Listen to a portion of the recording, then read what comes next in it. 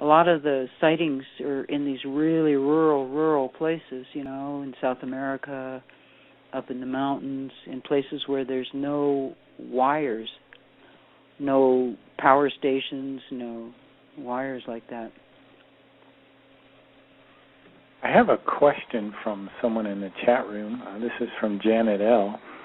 She asked, does Nancy Redstar have any sense of what happened to the Native American civilizations that have disappeared? Did they ascend to the fifth dimension, she asked. Well, I do have one of the first interviews in my film is with a historian for the Anasazi and the Dene Nation, and he talks about there's some symbols on the rocks down in Canyon de Chelly that we went down there and filmed, and he talks about what this particular symbol means, and he said that he draws the symbol it's in the film, he draws the symbol, two spirals with a bridge in between them, and he said this is where the Star people came down and met with the Anasazi, and that they had contact, and he showed me these, you see the old cliff dwellings. He said that's where the star maps were drawn all over the ceilings up there in those cliff dwellings, so that they could time when the visitation would occur. So I believe there was a lot more visitation in those days when things were more human. So we have to get back to that place in order for that to happen again. They're definitely not coming to save us. Right. I agree. That ain't going to happen. Yeah, they will help us rebuild, and they always do come back through the changing cycles of worlds. Interesting.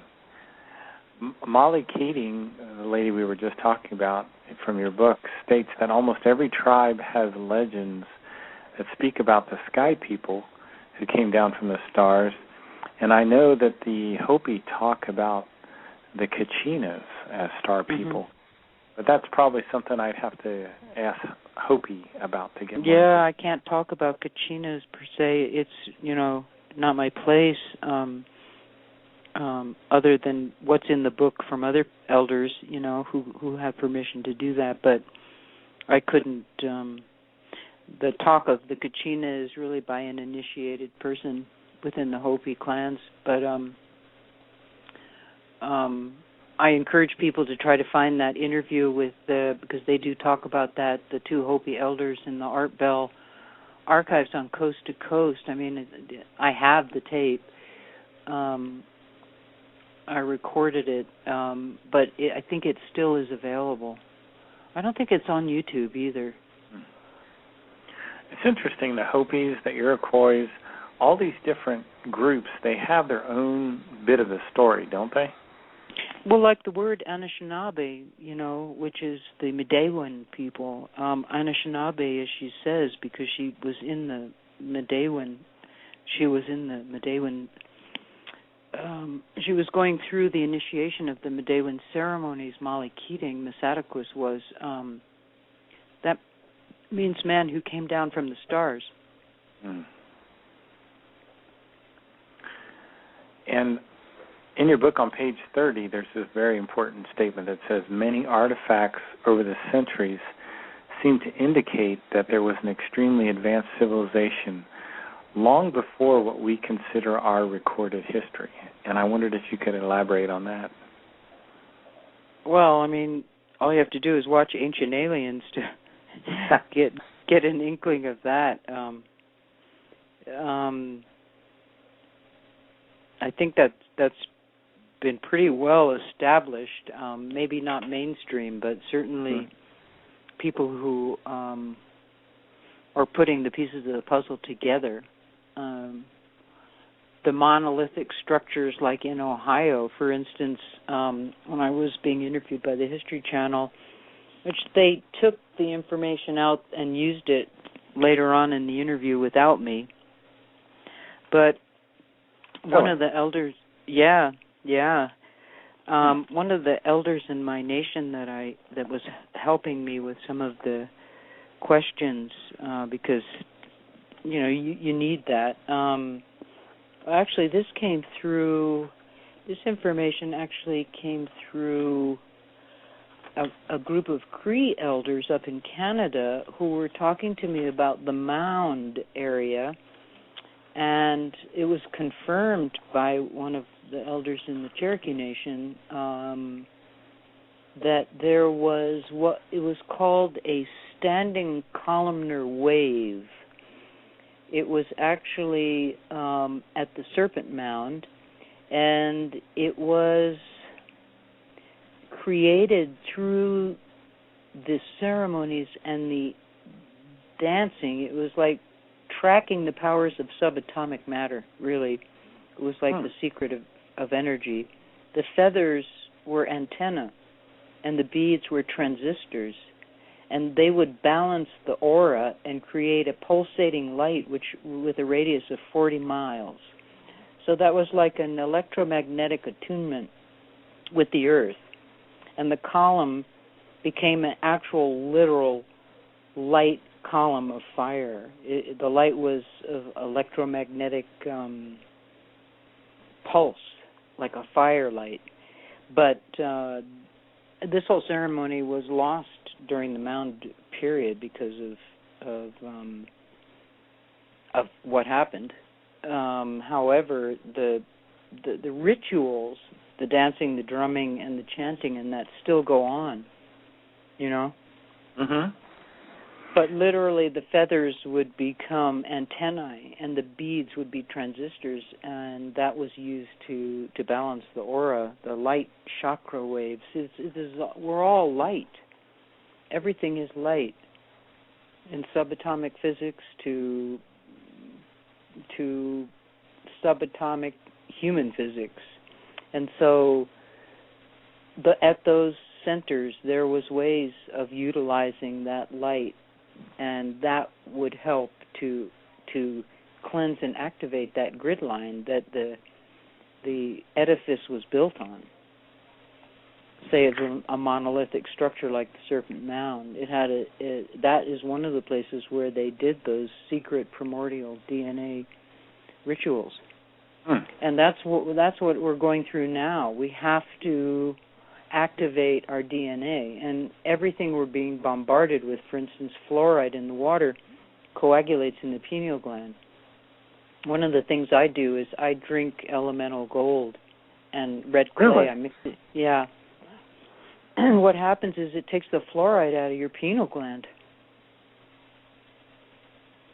I actually drink the gold and I mix it with the red clay, which is almost like an alchemical.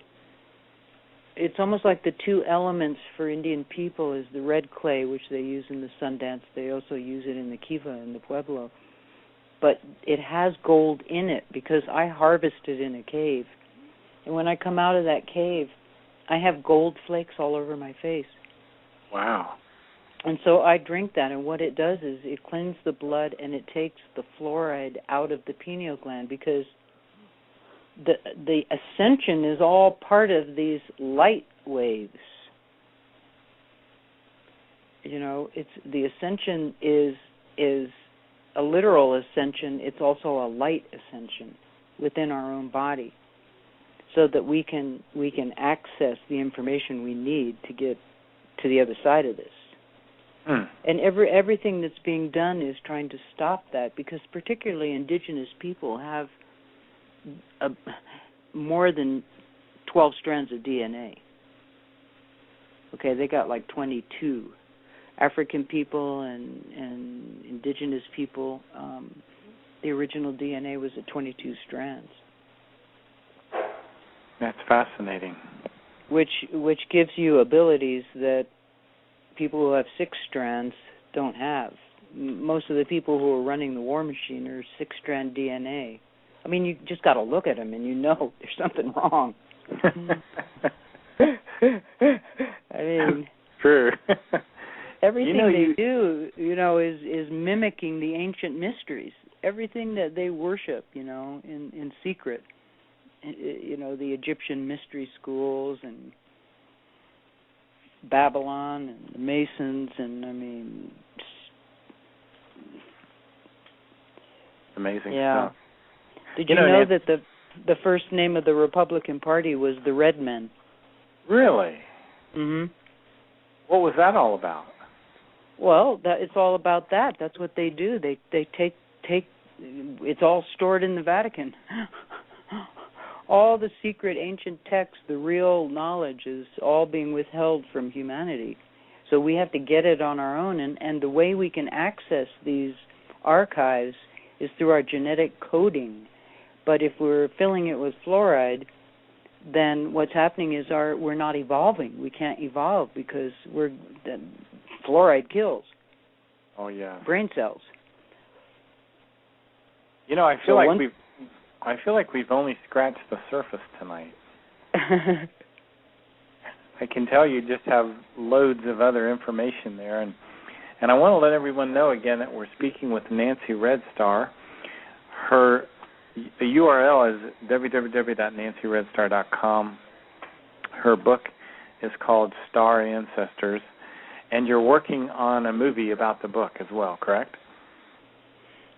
Oh, yeah, I'm working on Star Ancestors. Actually, I have a YouTube channel. It's just Nancy Redstar, and I have about, 167 little vignettes on there. Some of it is, I have a news site, which is just the real material world, but I also have quite a few clips from the films. So if anybody wants to peruse over there, they can. Well, I want to thank you very much for coming on the show this evening, Nancy. It's been a real pleasure speaking with you. I hope we get to do it again. Is there any closing thoughts that you'd like to leave with our audience?